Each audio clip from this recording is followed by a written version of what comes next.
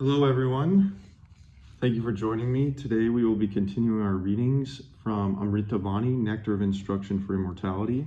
Last time we read the chapter, A Devotee's Vision. Today we will be reading the chapter, Devotional Service. I'll probably only do the first half.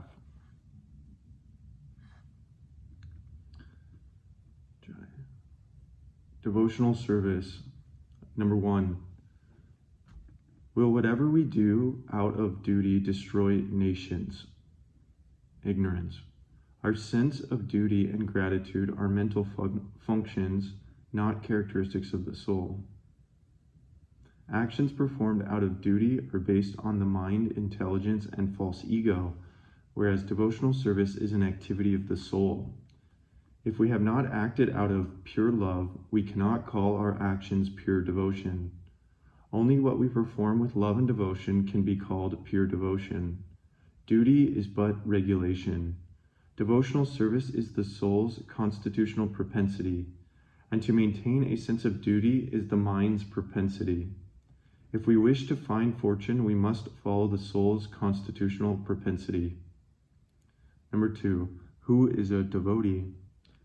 One who sacrifices his happiness for Krishna's happiness and who remains always engaged in Krishna's service by renouncing his own enjoyment for Krishna's pleasure is a devotee. He certainly attains auspiciousness. Devotional service is the propensity to give Krishna pleasure. The endeavor to make oneself happy is non-devotional service and is the source of misery. A non-devotee says, I will become Krishna and intimately enjoy the association of women. If one rejects such a mentality and becomes inspired by a Vaishnava's ideal example, he is guaranteed good fortune. If he does not keep himself engaged in Krishna's service, he will certainly become a material enjoyer or a dry renunciate rather than a Vaishnava. 3. Is indulging in worldly talks harmful to devotional service? Sriman Mahaprabhu told us to neither hear worldly topics nor discuss them. We should neither eat palatable foods nor wear opulent clothing. He gave those instructions for those who had developed faith in and taste for worshiping Lord Hari. Eating palatable foods is harmful, but it does not inconvenience others or create obstacles in their worship of Hari. Wearing opulent clothing, however, is more harmful to others. When we dress attractively, we draw others' eyes to ourselves. The purpose of gorgeous dress is to distract people's minds and eyes from Lord Hari's worship. The tongue's greed, its urges, harm our devotional service. Sri Mahaprabhu said, Jivarda lala seye iti uti daya shishnodara parayana Krishna nahi paya. One who is subservient to the tongue and who thus goes here and there, devoted to the genitals and the belly, cannot attain Krishna. Chaitanya Charitamrita Antya Lila 6.227. Hearing worldly topics is more harmful to us than eating palatable foods. Similarly, speaking prajalpa is more harmful to others than our dressing opulently. When we gossip or indulge in worldly topics, we become like prostitutes. Gossip contaminates and disturbs people's hearts. The more taste one has for useless talks, the less natural taste one has for Hari Katha. Sri Raghunath Das Goswami said, Asadvartha visya visajya mati sarvasya harinihi. Worldly topics are like prostitutes. They contaminate and disturb one's mind. Whenever a few people gather, there is bound to be idle talk. That is why devotees always glorify Hari Katha. If we discuss Krishna Katha, no one will have the opportunity to gossip. Those who are serious about worshipping Hari should neither hear nor speak worldly topics, nor should they pay attention to palatable foods or opulent dress. The desire to eat and dress opulently will certainly take us away from our worship of Hari. We cannot worship Hari as long as we desire to eat voraciously and dress attractively. Moreover, we maintain a taste for hearing and speaking worldly topics, we will become distracted from the path of worshiping Hari. Such talks will misguide us and force us to forever relinquish our worship. Therefore, persons who are interested in Lord Hari's service must be careful about such things, otherwise they will inevitably fall down. So when the Lord here, or when the spiritual master here is talking about dressing opulently, it's relative to the time, place, and circumstance into which somebody is. So dressing opulently in our culture is wearing anything that distracts the eye away from Krishna. So we should dress simply and functional. Srila Prabhupada said, sport coat and dress pants and a shaved head is fine for a man.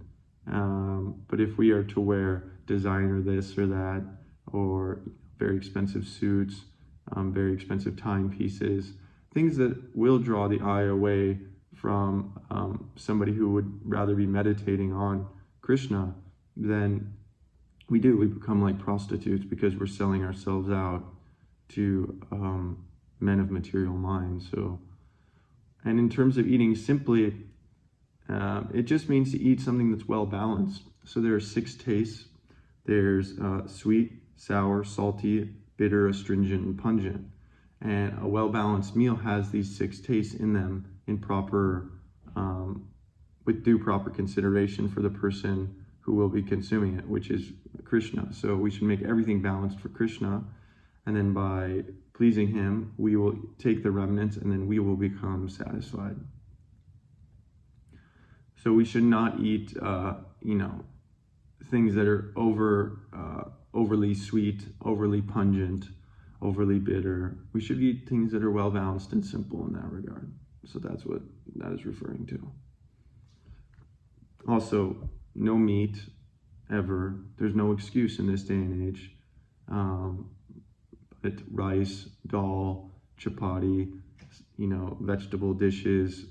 These are all very beautiful. Dal has all the complete protein when combined with basmati rice. And then you have the chapatis. I use kamut grain, which is a ancient grain. The story goes it was found in King Tut's tomb. But this is beautiful. It's a full bodied. It tastes kind of nutty. It's golden. It's not modified over thousands of generations like so many of the grains now. It's not brittle. It's full bodied. So we can make chapatis, which are flatbreads on the pan, out of these, and you eat that with the rice and dal and the vegetables. It satisfies everything. It's beautiful. Number 4, what is devotional service? Devotional service means trying to please the Lord. It is meant to give Krishna happiness, not to give happiness to ourselves. Devotional service is the soul's eternal constitutional propensity, the living entity's natural characteristic. The soul has no other constitutional duty than to offer service to the Lord. Temporary material propensities are not the original characteristic of the spirit soul, but only the characteristic of the materially conditioned living entity. Material propensities are changeable because they are temporary, but devotional service destroys lamentation, illusion, and fear, all of which come from absorption in matter. Absorption in anything other than Krishna and his devotees is called material absorption. Devotional service is absolute and meant only for the Lord's pleasure. Practicing devotional service helps us develop Krishna consciousness. There are 9 processes of devotional service, which begins with hearing from purified individuals, chanting the Lord's glories, remembering him, serving him, worshiping him, and then, so those are the first 5, and then it's offering prayers, serving his lotus feet, becoming friends with him, and then finally surrendering everything to him. So these are the 9 processes of devotional service. If we can follow these just in the spirit of devotion, because initially we're not going to feel that ecstatic love. Eventually, all of the unwanted things of our heart will be burned up, and we'll be able to serve purely. And in that space, our love will be spontaneous. It won't be a dry renunciation. It'll be spontaneous renunciation. We'll just give up material sense gratification and want to serve the Lord through the hearts of others. And that's what's very beautiful. Number 5, what is the path of auspiciousness? No path in this material world is auspicious except the path of service to the Lord. The mentality that we understand life better than the devotees do leads to hell, and therefore keeping such a mentality is harmful. The secret of success in spiritual life is to follow the path traversed by the Lord's devotees. We should follow the devotees no matter how difficult the path. If we wish to be successful in our following, we must be humble enough to realize how worthless we are. If we understand our disqualification, we can become qualified to see the beauty of the lotus feet of Krishna's devotees. Ordinary human beings are always proposing how to get sense gratification. If we consider such topics religious, we can never become religious. Serving the devotees is the best form of auspiciousness. 6. What is service? Service is not a function of the body or the mind, but of the spirit soul. There is no business or trade in service. For the service to be actually devotional, it must be intended simply for Krishna's pleasure. One's service should contain nothing motivated by a desire for one's own happiness. Devotional service is unmotivated, causeless, and the uninterrupted propensity of the spirit soul. One cannot understand the ultimate goal of knowledge unless he engages in unalloyed service to Guru. Only the Lord's devotee is eligible to become a spiritual master. This is not an exaggeration, but a fact. Lord Krishna states, "As they surrender unto me, I reward them accordingly." In the conjugal pastimes, Krishna's devotees serve him with their entire body. Krishna reciprocates by giving himself to those devotees. He considers himself indebted to them. The ultimate perfection and goal of service is found in the conjugal mellow. So here it says there is no business or trade in service. So we can see that a lot of pseudo-religionists, they will engage in economic development on behalf of their religious institution. Now, this is not devotional service. We should be very clear about that. It is simply another means of material endeavor. First of all, devotional service must be voluntary. You cannot force someone or pay someone. That is a subtle form of exploitation. It's also not doing them any favors. So devotional service must be voluntary and spontaneous and unceasing to completely satisfy the soul. And then it says here, the ultimate perfection and goal of service is found in the conjugal mellow. So there are 5 mellows. There is the neutral relationship we can have with the Lord, the service-oriented relationship, the friendship-based relationship, the parental-based relationship, and then finally conjugal loving relationship. And these are mirrored in a perverse sense in the material sphere. So you have people that are born into the world and they're neutral to it because they have no, their false ego hasn't come into, for lack of a better term, it hasn't come into being yet. And then from there, you kind of engage in a service-oriented relationship to society where you learn, and then you learn how to be the best patron.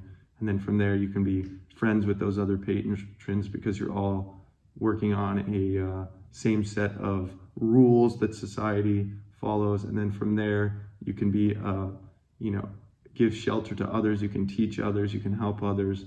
So that's parental. And then from there, you can engage in a married relationship where you give your heart to someone else. But everything in the material world is only a perverted reflection of what we find in the spiritual world. And so, we're meant to give up the material life, knowing that it just will lead to suffering, death, repeated birth, and engage in loving service to the Supreme Personality of Godhead through his servants. We can't access him directly in our conditioned stage because we still think in the mood of material relationships. So by surrendering to the spiritual master, to Guru, then we can learn how to properly engage in these loving reciprocations with the Lord. And the ultimate perfection and goal of service is found in the conjugal mellow. So we should want to aspire to get to that platform. 7. How can we enhance our devotional service? Our propensity to serve will increase if we simply serve. If we have no desire at all to serve the spiritual master or Krishna, then what is the question of increasing our service? If our mind is fixed at the spiritual master's lotus feet, then whatever we may be, our propensity to serve will increase. If our mind is fixed otherwise, we will only increase our propensity for sense gratification and material life. By serving the spiritual master continuously, we attain all fortune. If instead we choose to serve Maya or become busy seeking personal happiness, we will experience various disturbances and misfortunes and find ourselves in danger. Maya is the illusory material energy, the illusory material manifestation. We cannot enhance our devotional service without Vaishnava association. Therefore, we should serve Vaishnavas. Vaishnavas are purified preceptors of the absolute truth. If after taking shelter of Guru and Krishna, we do not care for their service, how will we be benefited? If after taking shelter of the devotional path, we do not engage in devotional service, how will we be helped? First, we must take shelter of the Guru's lotus feet and become servants. This is called asraya. If it is the business of a surrendered soul to serve his master, are we doing that? By offering everything at Guru's feet, we will obtain the absolute truth. But instead of making such an offering, we don't want to give him anything. Yet we want his mercy. We want him to give us the Lord. It is impossible to cheat the super soul. Unless we approach a guru, how will we increase our propensity to serve Krishna? If after taking shelter at the Guru's lotus feet, we maintain our enjoying spirit or increase our propensity for material life, we will again become degraded and will not make spiritual progress. If we actually take shelter of the spiritual master and serve him with love, we will certainly attain Krishna's service. We will attain transcendental knowledge about Krishna and will be merged into Krishna's ecstatic service. We need to engage in activities that diminish our propensity for material enjoyment and worldly life. Then we will no longer consider ourselves enjoyers and will treat the material world along with everything it contains as suitable for Krishna's enjoyment. All objects will then become worshipable. When we reduce the mundane ego, that voice that tells us we are enjoyers and doers, our propensity to serve Krishna will be awakened. So long as our desire to enjoy material life remains prominent, we cannot serve the Lord. When we become anxious for the Lord's service, we will consider ourselves sons of our Guru and sever our relations with worldly fathers and children.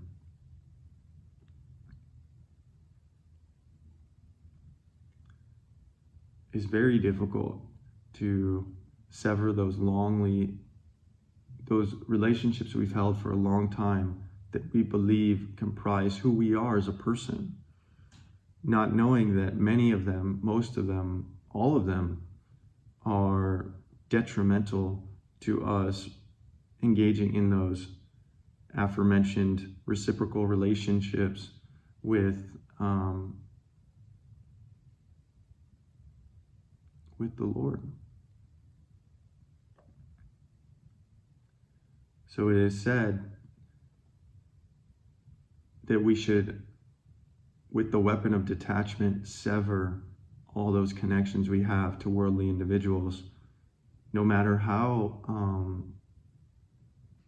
attached we are. I mean, the more attached, the more we should run away from those kind of relationships. Because if we are relying on an object in the form of a body or a thing, whatever it is, for our well-being and material comfortability, then there is no possibility of becoming dependent on the Supreme Lord. And so, if you look at the book of Revelation, this outlines the process of taking away all the material comforts from humanity.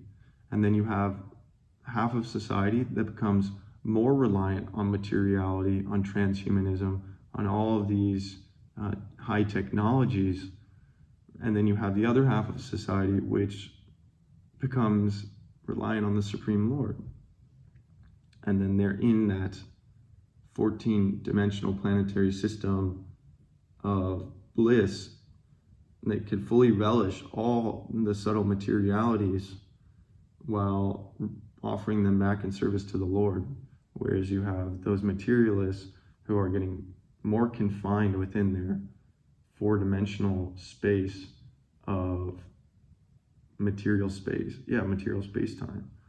So it's up to you. Which one do you want? Do you want more variety and spiritual love in your life, or do you want to be more exploited and repressed in a four-dimensional technocratic society? That's where the two halves are going. So we must pick a side. 8. Isn't it possible to serve Hari by our own endeavor? Service to Hari is possible only if Lord Krishna mercifully bestows such an opportunity upon us. Otherwise, it is impossible to engage in Hari's service even after taking such personal trouble. Service to Hari is not a light engagement. In the hope to serve Hari, high birth is an enemy, opulence is an enemy, vast learning is an enemy, and beauty is an enemy. Unless we engage each of these in the service of the lover of the gopis, they will captivate us. So it says here, high birth is an enemy. So I was born as a so-called one percenter, live in a Western country to parents who were well off, opulence. We had a lot of technological opulence. We lived in very nice neighborhoods, so to speak. Nice, but yes, materially expensive neighborhoods. Vast learning. I went to arguably the best high school in the area I grew up. It was a private Catholic high school, top ranked. Then I went to the top ranked ice hockey school with one of the top business schools, and then I attended the top film school, USC. And when I came to Krishna consciousness, I had to unlearn a lot of the things that I had learned and been taught were correct. Not necessarily unlearn, but learn how to dovetail what I learned in Krishna consciousness. And then it says beauty is an enemy. Luckily, I didn't get too much of that, but I have a frame, a body that is 6'2" and well built, and so in that sense,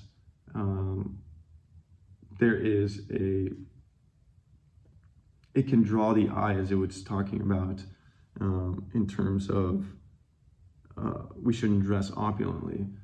Well, anything that draws the eye away from Krishna, whether it's flowery language, high beauty, high wealth, all these things, high education, we should be very careful about using those in any other capacity other than to glorify the Lord. Unless we engage each of these in the service of the lover of the gopis, Srimati Radharani, they will captivate us. Yes. We have a problem when instead of seeing the material world and everything in it as intended for Krishna's service, we see them as objects for our own enjoyment. Seeking personal happiness makes us want to become masters of the material world rather than servants of the Supreme Lord. In this world, everyone is trying to become masters, enjoyers. This is the basis of non-Vaishnavism. Devotional service is the connection between servant and master. If we continue to see ourselves as due the service of others, what is the question of our learning to serve? Only servants serve. Karmis and non-devotees think they will see, chant, and remember as doers. Only when they engage all their endeavors in the Lord's service by renouncing the false pride of controllership will they achieve auspiciousness. We are servants of Krishna. We should serve the Lord 24 hours a day in the association of devotees and depend fully on the Supreme Lord's lotus feet.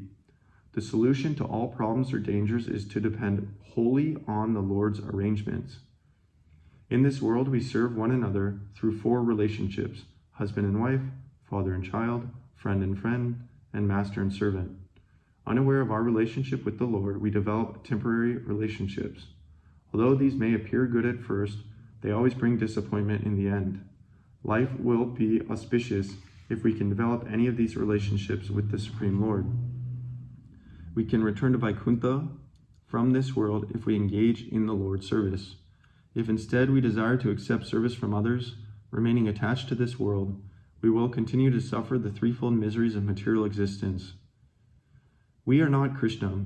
We are not supreme. We are instead Krishna's servants, and Krishna alone is our eternal master, the eternal object of our service. We are Krishna's eternal slaves, his sold-out servants. As soon as we forget this and rebel against his service, we are bound to perpetual suffering. Material existence is the gateway to hell. It is a world only of sense gratification and suffering. Forgetting Krishna begins our material existence. Therefore, Sri Chaitanya Charitamrita states, Chari Varnasrami Yadi Krishna Nahi Bhaja Svakarma Kardite Sevrava Padi Maje.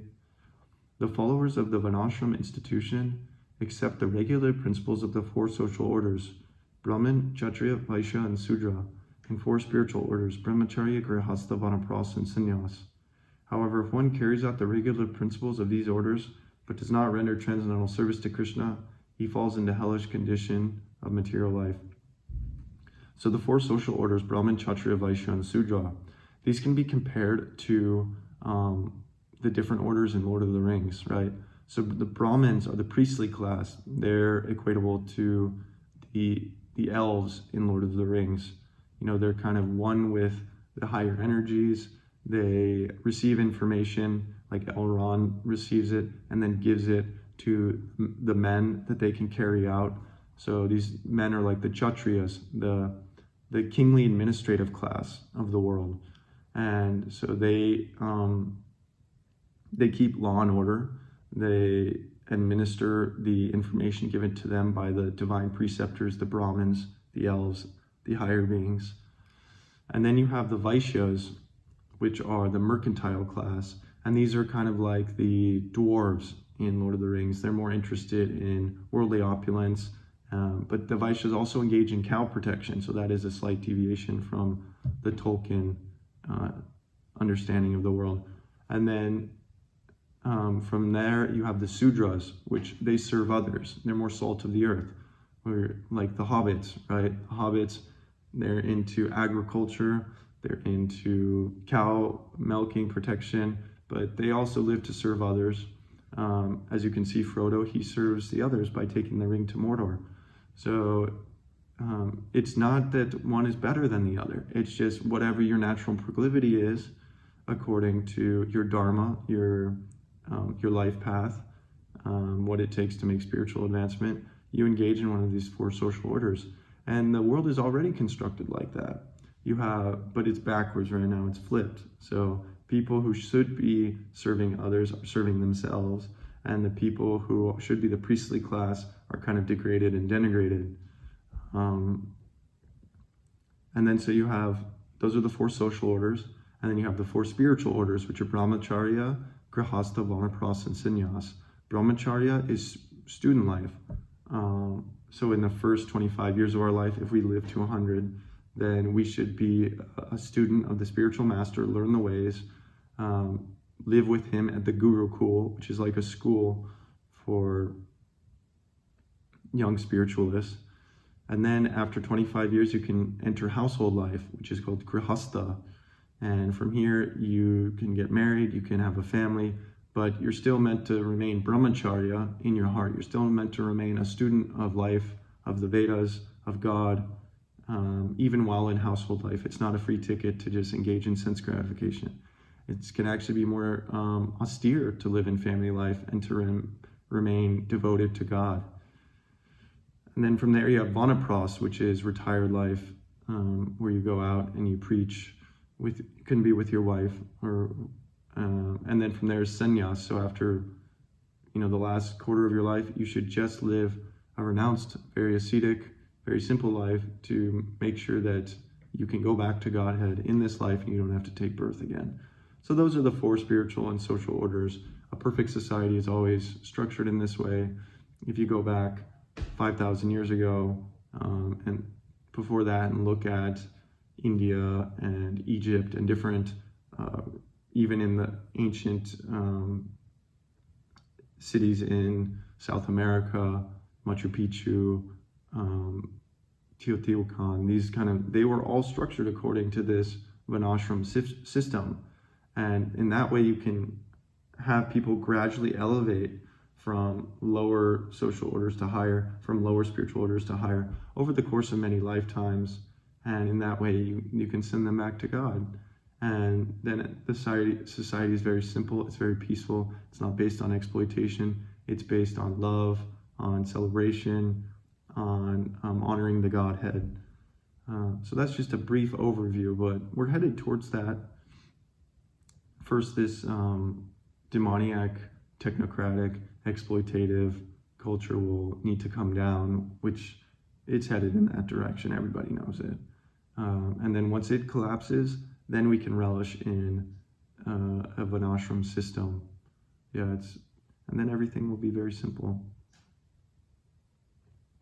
9. What is the highest welfare activity? Let everyone be devoted to Krishna. This is the highest benediction for the world's people. The highest form of welfare is to engage people's minds at Krishna's lotus feet. The topmost charity or altruism is to distribute Krishna's devotional service to everyone. The devotees are always anxious to help others in this way. To know God is supreme knowledge. The Shastra says that knowledge means to know the Supreme Lord. Sri Chaitanya Mahaprabhu states, Prabhu kaye kon vidya madhye shara, raya kahe Krishna bhakti vini vidya nahi yara. The Lord inquired, of all types of education, which is the most important?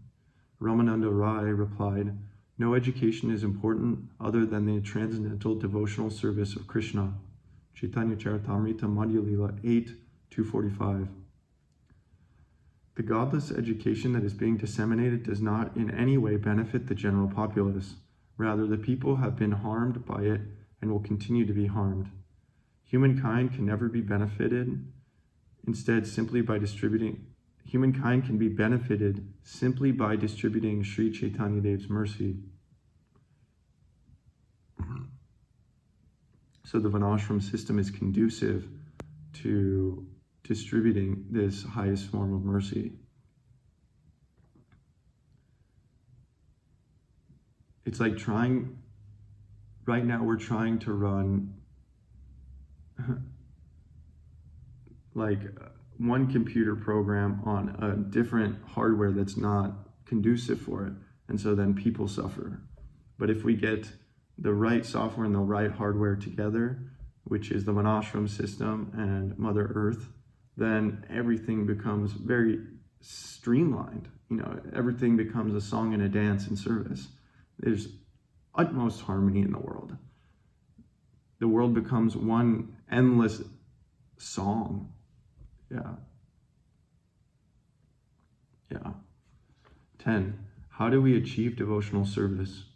Attaining Krishna's lotus feet is the living entity's topmost achievement, but devotional service can be attained only in the association of devotees. Only the most fortunate souls can attain Krishna. A living entity becomes fortunate when his desire to wander throughout the universe is extinguished. Then, when by the strength of Guru's mercy, his constitutional propensity is revived, he attains the seed of devotional service. There's no difference between Krishna's and the Guru's mercy. The word prasada means the Lord's mercy. Sri Chaitanya Mahaprabhu states, Brahmanda Brahmite Kona Bhagyavan Jiva Guru Krishna Prasade Paya Bhakti Lata Bija. According to their karma, all living entities are wandering throughout the entire universe. Some of them are being elevated to the upper planetary systems, and some are going down to the lower planetary systems. Out of many millions of wandering living entities, one who is very fortunate gets an opportunity to associate with a bona fide spiritual master by the grace of Krishna. By the mercy of both Krishna and the spiritual master, such a person receives the seed of the creeper of devotional service. Chaitanya Charitamrita Madhya Lila 19:151. Devotional service is defined as a desire to serve the Lord as his menial servant only for his pleasure. Serving our own pleasure is not devotional. When the Guru plants the seed of devotion in our heart, we have to sow it in the field of the heart and water it with hearing and chanting. I am a servant and my duty is to serve. When we become established in this conviction, we are gardeners. If after receiving the bhakti seed from Guru, the seed that Lord Krishna awarded us out of his causeless mercy in the form of the Guru, we fail to engage in Krishna's service but become indifferent to that service, we will find ourselves in trouble. Impediments on the devotional path are removed by the strength of the Guru's mercy. Once they are removed, we will make quick progress.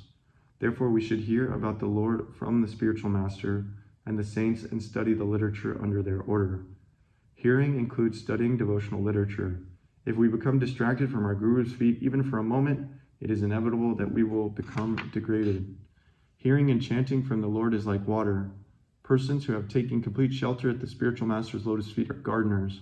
Our only duty is to always serve the Guru with love and devotion and to associate with saintly persons. It is essential to nourish and safeguard the devotional creeper by faithfully engaging in the Lord's service. Otherwise, we will face various difficulties. So he says that we should aim to please the Lord's senses at all times. How do we know we are pleasing the Lord's senses? We have underneath our physical body spiritual senses. Some people refer to these as the chakras. In the book of Revelation, they are referred to as the 7 glowing candlesticks. We need these to be fully lit up. How does that happen? First, we must cleanse our body of all the pollution that we've gathered from years, lifetimes, generations within the material energy. So for many people, their spiritual senses are covered over. They can't feel them. They carry too many issues and tensions within their body, and therefore they don't believe that God is real because they can't feel him. They may be attached to some emotional sentiment for God or some conditioning that was put in them from a young age. And so in that way, they are very zealous about their belief in God, but in actuality, they can't feel God within their vessel. By hearing from the Guru, by chanting, by following through with his instructions to purify and cleanse the vessel, we can uncover those spiritual senses, the 7 glowing candlesticks, the 7 chakras, and in that way we can feel God within our own vessel. Until we feel him, we will not believe fully that he is real. Yes, this is a very important point. So I've said previously, the best way to cleanse the vessel, go on a khichdi fast. It talks about this in Daniel, in the book in the Bible, that Daniel refused to eat the king's opulent meal. Instead, he wanted to take pulses and vegetables. Pulses are a high protein bean, legume type eatable. And so dal, which is made of mung bean and rice, dal is very high in protein, and basmati rice is very easily digestible. You make a porridge out of this, and in this way it ignites your fire, it gets things moving again, and it helps you burn the toxins from your body. When you combine this with chanting the Lord's holy names, all the unwanted things of your heart will dissolve, and then you will feel those spiritual senses once again. And once you feel that, then you will know how to please the Lord, because he will direct you from within. So in our initial stages, the spiritual master directs us from without, and then he directs us how we can uncover the spiritual senses from within.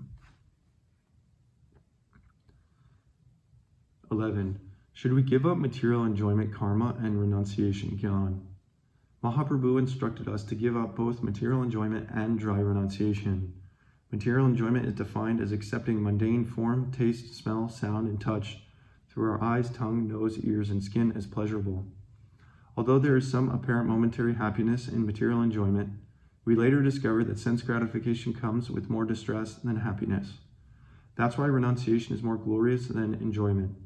Renunciation or detachment is good, but if in the process of detachment we also renounce the Supreme Lord, then such renunciation is simply another form of material enjoyment. The conception of those who consider the material world false or as worthless as the stool of a crow is defective, because that conception denies the omnipotent Lord's energies. The material world is factual, although everything in it is temporary. This is the conclusion of those who are conversant with Vedanta. Just as material enjoyment does not allow one to understand the relationship between the Supreme Lord and the visible objects because he deceitfully sees himself as the enjoyer, renunciation does not give one the opportunity to understand that everything in this world is meant for the Lord's service. Thus, he disrespects objects related to the Supreme Lord. Material objects are this world's opulence. Objects that have form, taste, and so on are the goal of the senses led by the eyes. The senses will never become averse to them. They will never retire from pursuing them.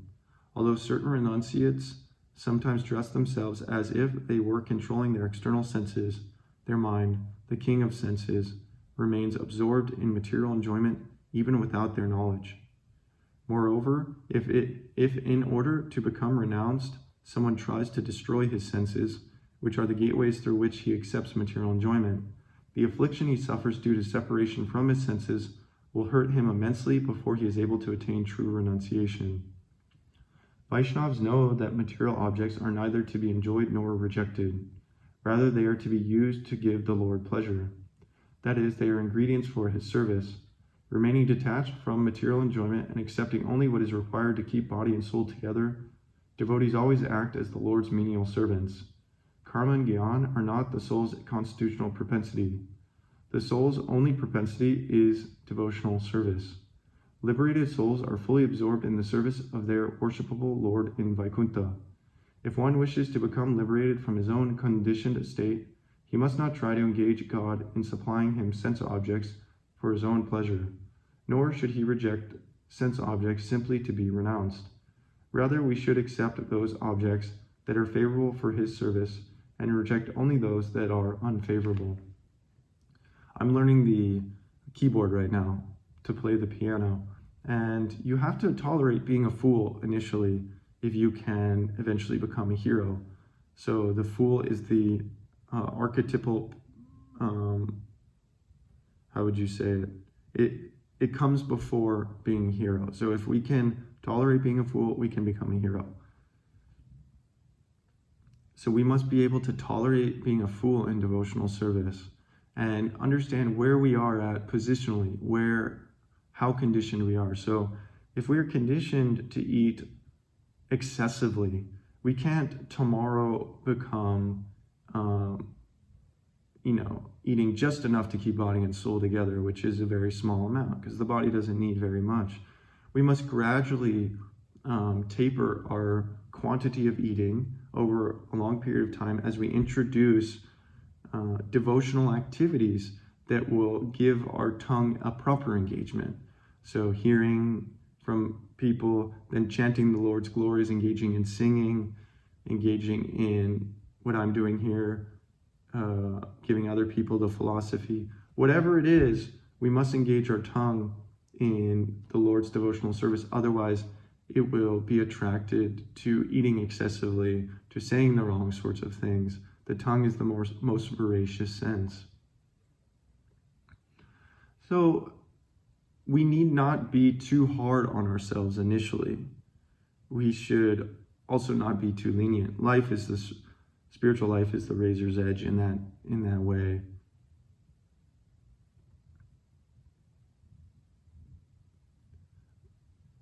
By going on fasts, by eating only the remnants of foods that we first offer to the Lord, the tongue can be overcome very, very quickly and easily if we can get in the habit of doing these things. Chanting, offering our food, everything we offer first to Krishna, and then we take it as his remnants.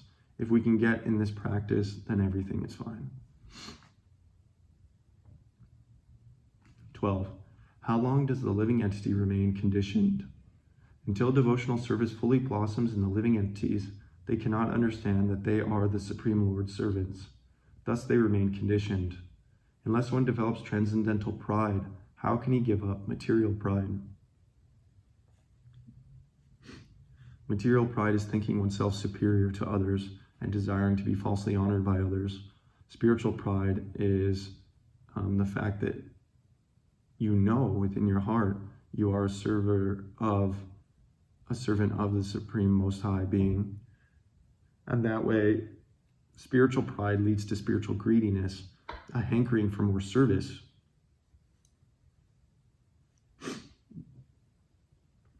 Whereas material pride leads to a hankering for more exploitation and the desire to be falsely honored by others. So material pride leads to the desires to be falsely honored by others, and spiritual pride leads to the desire to honor properly the Godhead, the Supreme Person.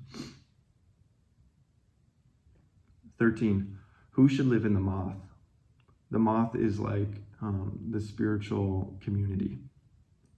Our moth is not meant for wrestlers, nor do aristocrats need to live in the moth. Only Lord Hari's devotees should live in the moth.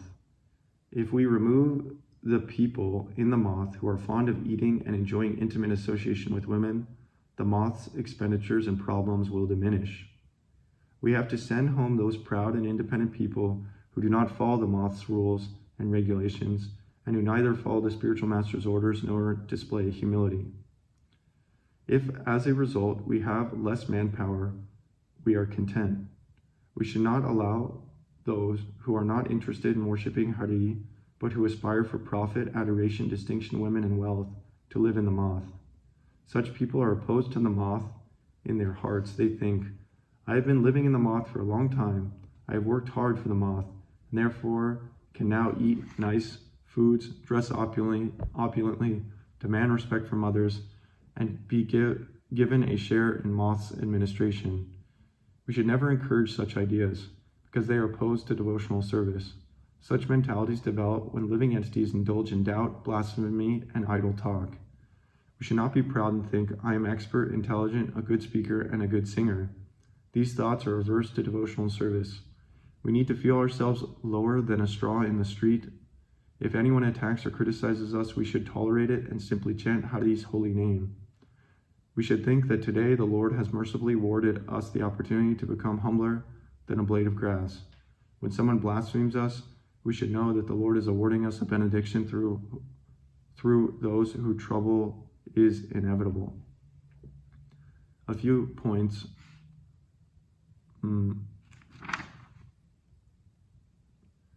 Many people will spend time in a spiritual community and believe they are entitled to an administrative position. And then through illegal, unsavory, immoral means, they will take to obtaining that position. That is simply mundane materiality transposing itself on a spiritual community. I was part of an ashram where the administration worked in that capacity, where they endeavored for economic development and sense gratification rather than to serve the Lord through the devotees.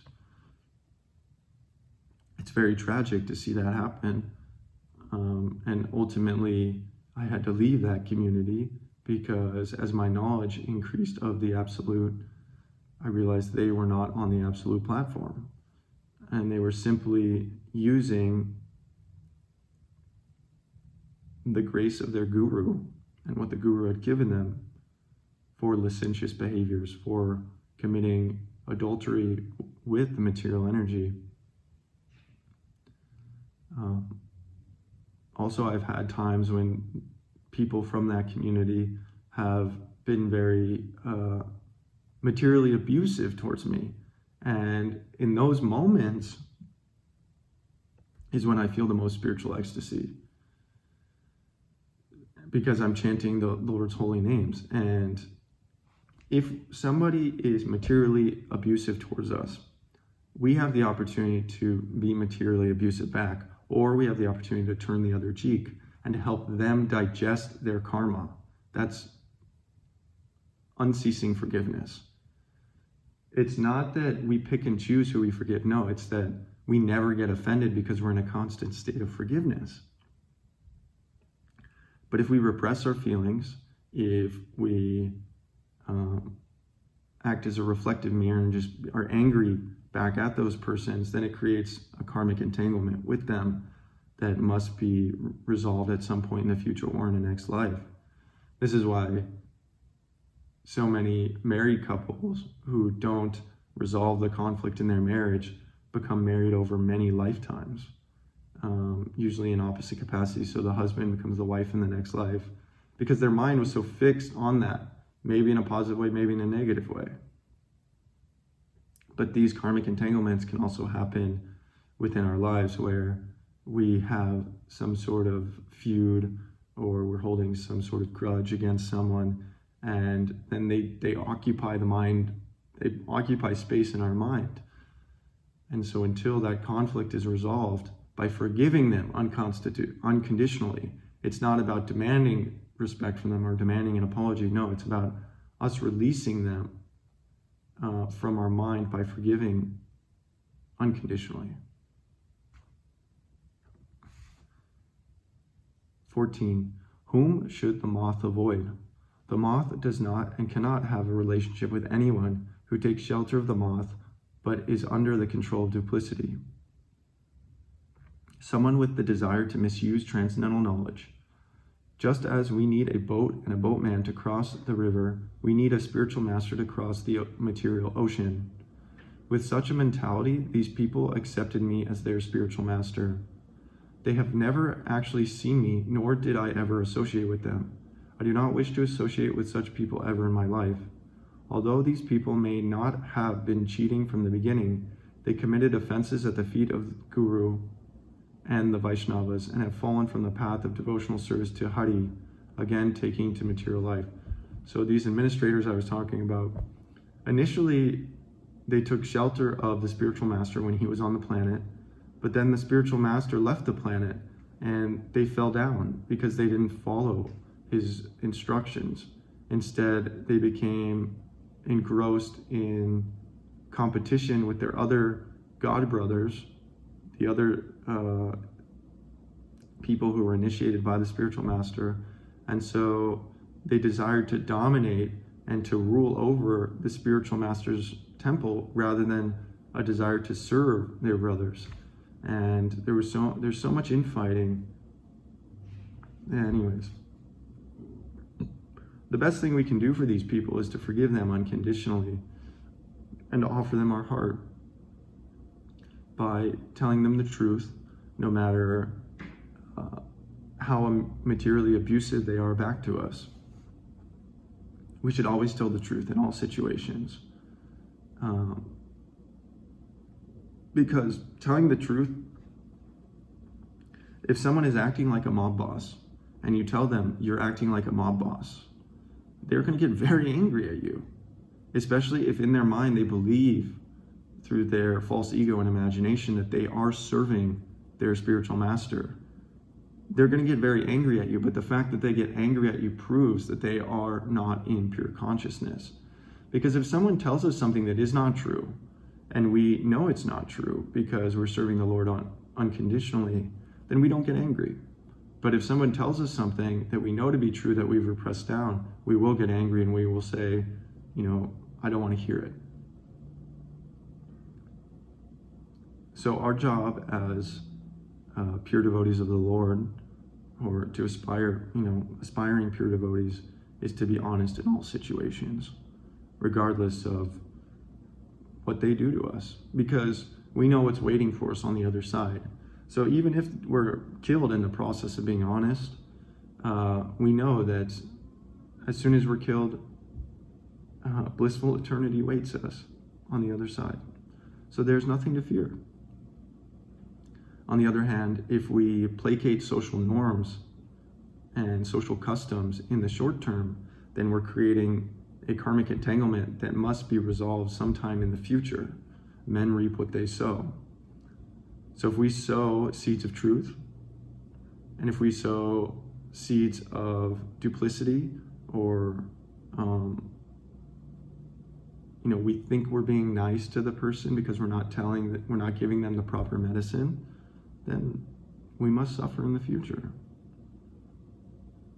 And they must suffer in the future. A doctor must tell a patient who has cancer, look, you have a giant tumor in your body and we need to go in and cut it out. Now, the person's not going to be very happy about that.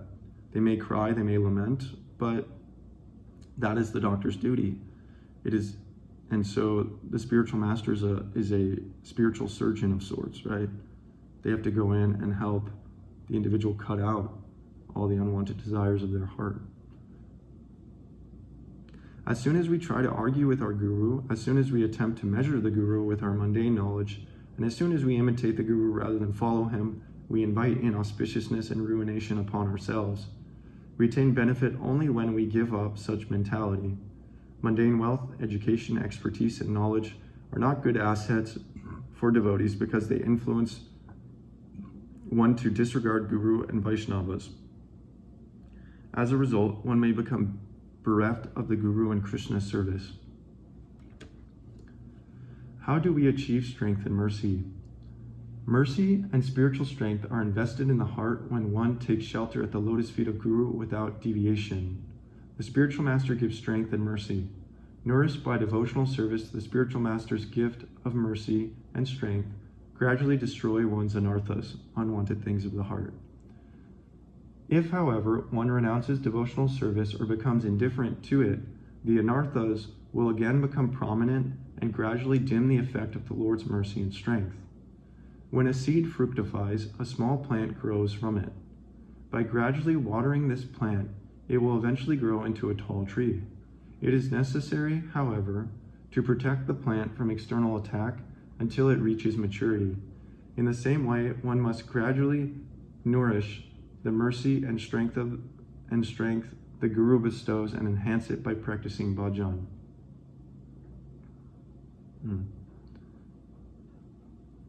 16. How do we become free of lusty desires? Having lusty desires means we want to enjoy sense gratification. It is the living entity's duty to serve the Supreme Personality of Godhead.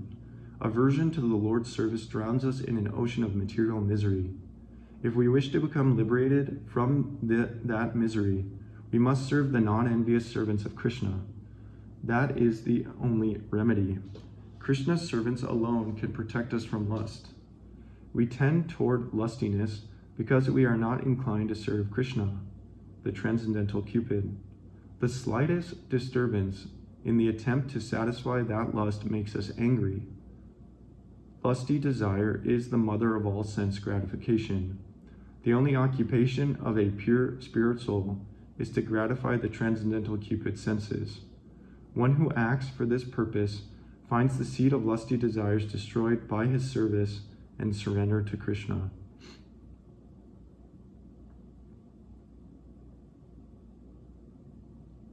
(17) Should one serve the devotees of the Supreme Lord personally? It is not proper to engage others in worship and cook for the Lord. We can, however, make an exception if we are in some predicament or are ill. If out of laziness we do not feed Krishna, but we ourselves eat nice foods, then our respect for the Lord's service will diminish.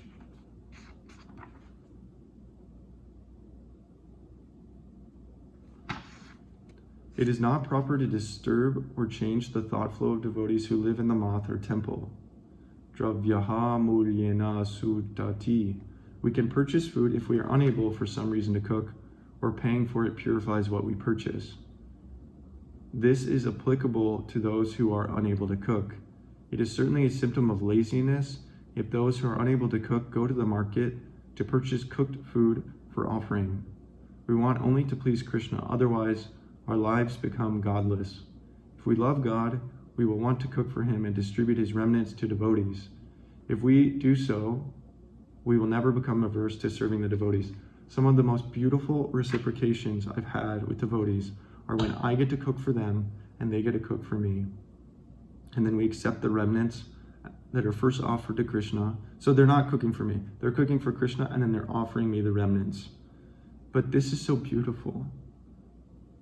I mean, even in the material world, when you go over and you get a home-cooked meal, you know, I've heard it's said that a peanut butter and jelly sandwich made by your grandma for you out of love will always taste better than you trying to make a peanut butter and jelly sandwich for yourself. Yes. Because if we're thinking about someone in a loving mood while we're cooking, then that love is imbued. We act as a channel, and the consciousness goes into what we're cooking. And then once we offer it to the Lord in pure consciousness, then it becomes fully spiritualized. And then we take it into our vessel, and then we assimilate that pure spiritual essence into our vessel. So if you can cook in pure consciousness and then offer that to others, that is such a beautiful gift of life. It's the best. Because who doesn't love great prasadam, great food, The tongue is the most voracious sense. Srila Prabhupada said, Krishna consciousness is the kitchen religion. Prasadam is the best food, the best eatable, the best, it's not food, but it's the Lord's mercy, right? This is how we should look at it. We're honoring the Lord's mercy. But Ayurveda teaches us how to cook properly, and it is. I lived very opulently the first half of my life.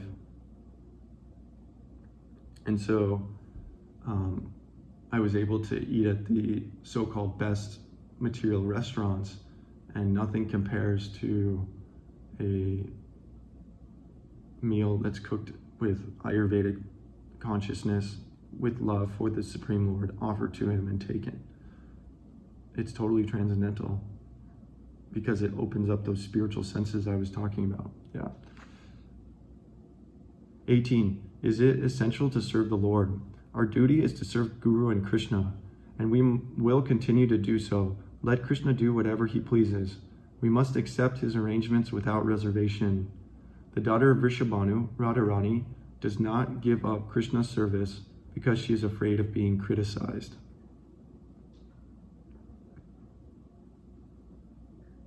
Yeah.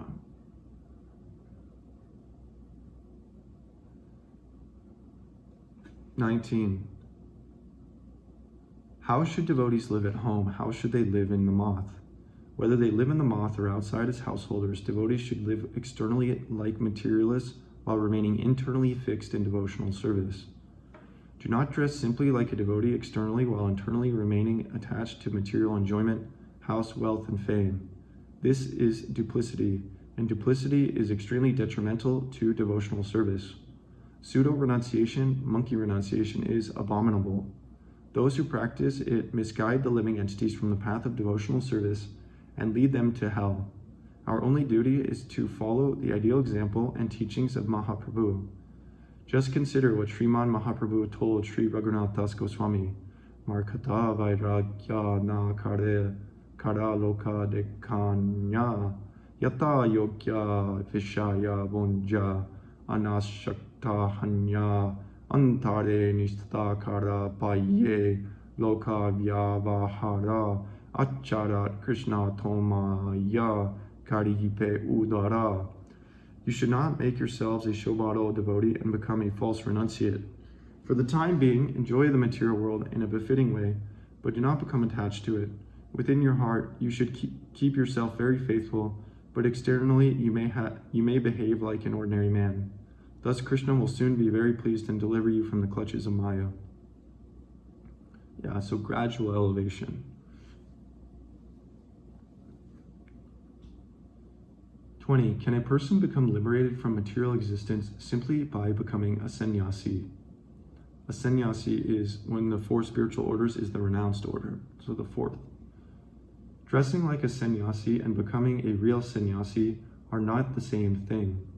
We have to take sannyas from material enjoyment and the desire for liberation. One who has made Krishna's devotional service the essence of life by renouncing the desire for religiosity, economic development, sense gratification, and liberation is the real sannyasi.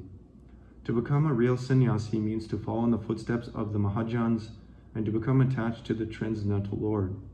In addition, dressing like a sannyasi is nothing but imitation, pretense. Sri Mahaprabhu states, Paratma nista matra vesha dharana mukunda sevaya haya samsara tarana. The real purpose of accepting sannyas is to dedicate oneself to the service of Mukunda. By serving Mukunda, one can actually be liberated from the bondage of material existence. If after accepting sannyas, one lovingly serves Krishna with body, mind, speech, wealth, knowledge, intelligence, and his possessions, he can both become liberated from material existence and become a bhakta. It is impossible to attain any benefit without rendering the Supreme Lord service. Whether one lives at home or in the moth, one must engage in the Lord's service as his life and soul. Then only can he please the Lord. He must give up miserliness and the propensity to cheat. If he can make the Lord's service the goal of life, he can attain the Lord's mercy in this lifetime. Hari Bol. 21. Is it possible to recognize a devotee simply by examining his external activities, education, or degree of wealth? Materialists are fond of sense gratification. Dry renunciates are detached from material enjoyment, recognizing it as the source of misery. Both materialists and dry renunciates are full of material desires and therefore non-devotees. That is why they cannot understand the service attitude and spontaneous renunciation of bhaktas. If one tries to recognize a devotee by his external appearance, his high birth, opulence, education, beauty, or other material prosperity, or by his lack of these things, he is bound to be deceived. Even the most intelligent persons are unable to understand a Vaishnava's activities and behavior. When karmis and jnanis, material enjoyers or dry renunciates, look at devotees through their gross external vision, they do not see the devotee's true identity. A devotee who serves the Lord lacks no opulence, because the Lord himself possesses all 6 opulences. Instead of enjoying their opulence, however, devotees offer it to their worshipable Lord, and unlike materialists and renunciates, neither enjoy the opulence nor give it up. Yes, therefore, whether one sees a devotee with opulence, with no apparent opulence, one should not disrespect him, because that devotee knows perfectly well how to utilize everything in the Supreme Lord's service. A devotee is neither a sense enjoyer nor a renunciate. He is something other than either of these, because he gratifies his beloved Lord's senses. It is only possible to develop this conception by the mercy of a devotee. Therefore, if one engages constantly in Sri Hari's service, constantly chanting his names, giving up false ego, and taking shelter of the Vaishnava Guru's lotus feet, then one's improper attempts to measure both the Lord and his devotees, as well as one's material thirst, will diminish, and one will certainly attain eternal auspiciousness. When I first encountered Vaishnava literature, I was attending USC film school. It was in my last semester, and I was fed up with the material life. I couldn't do it anymore.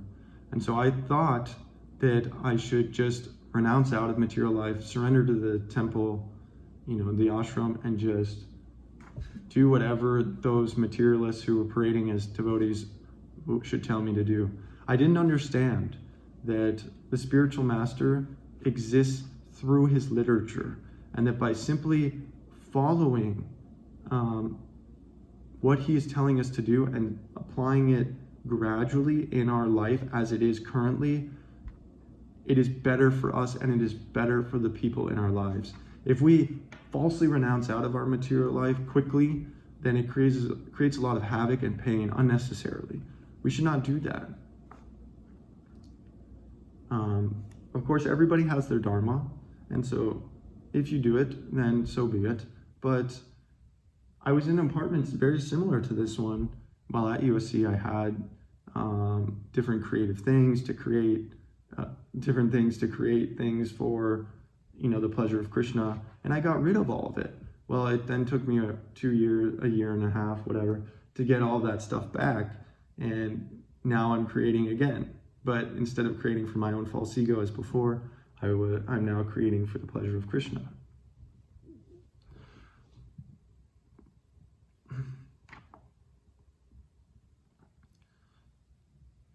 (22) What kind of Vaishnava has no possessions?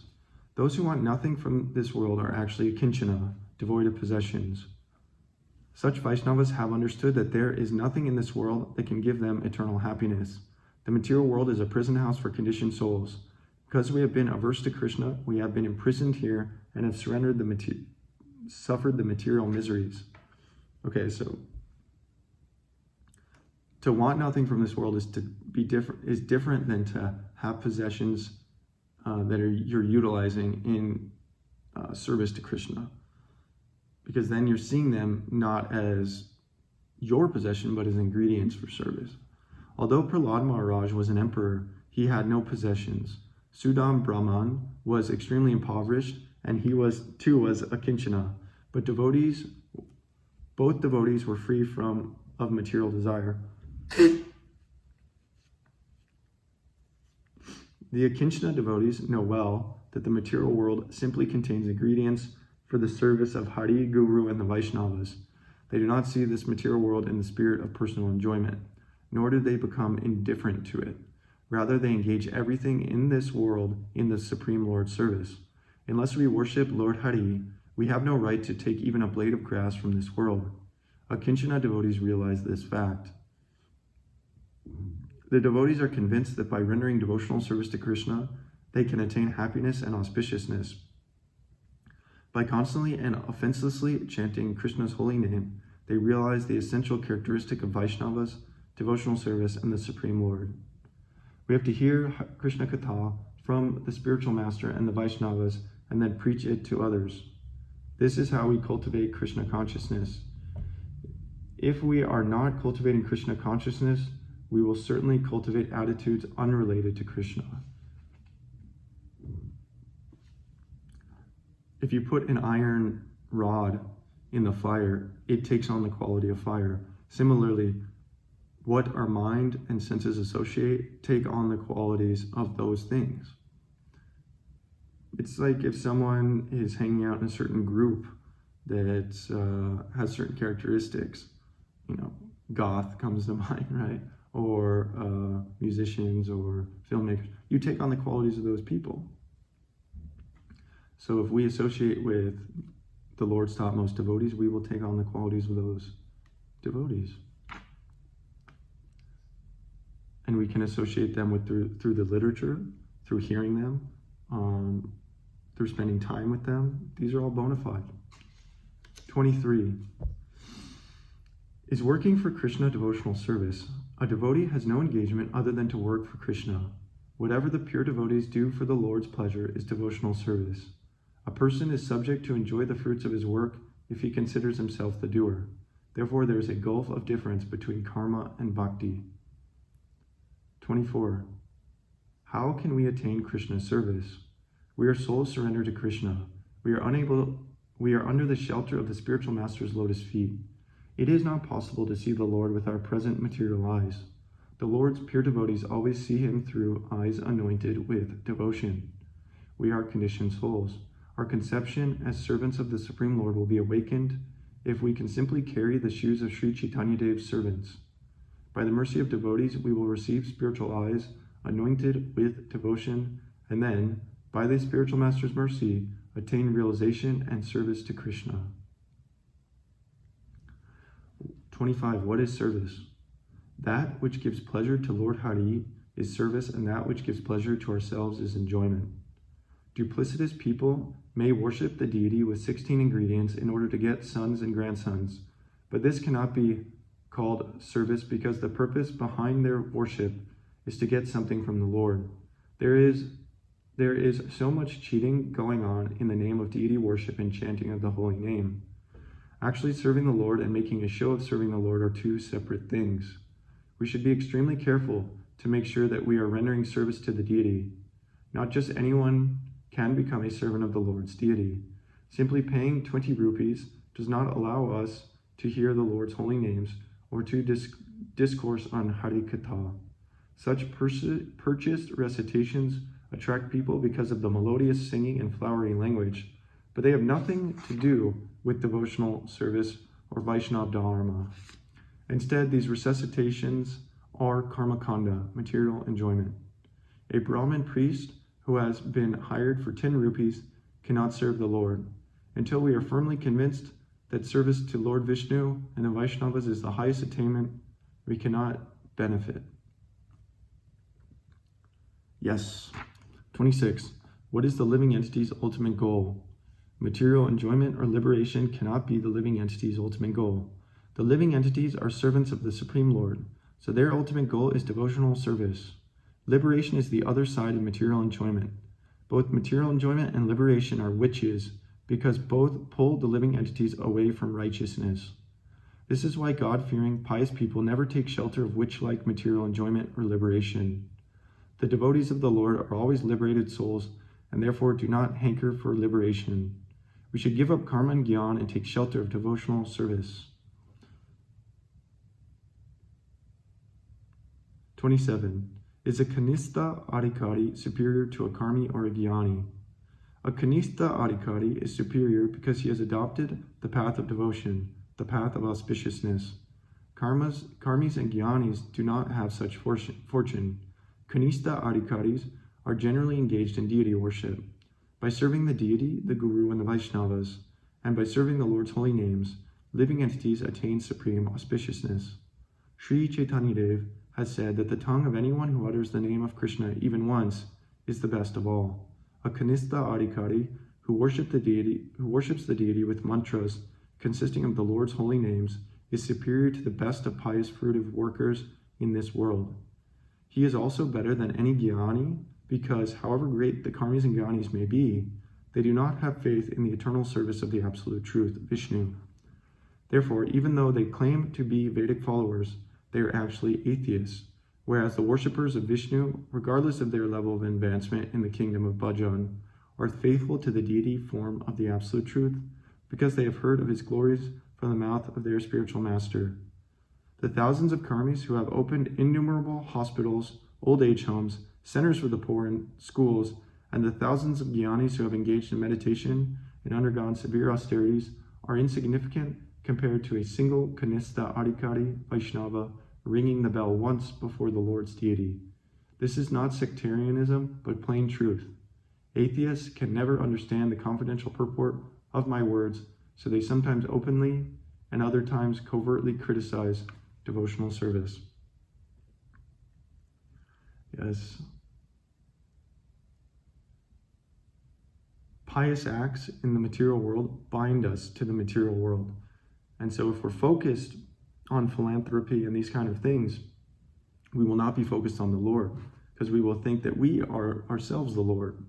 But if we can cultivate a mood of devotion alongside completing pious activities, that can be favorable. Okay, I've read the first 27 points of the chapter titled Devotional Service of the Nectar of Instructions for Immortality by His Divine Grace, Bhaktisiddhanta Sarasvati Goswami Maharaj. So we will continue this reading maybe tomorrow or the next day, maybe later today, we'll see. But thank you very much for being with me. I would love to encourage you to take to chanting of the holy names, to get on a health regimen to purify your vessel, and please message me in the comments and call on me, because I live to serve and I'm here to help you in it however I can. Thank you very much. Hare Krishna.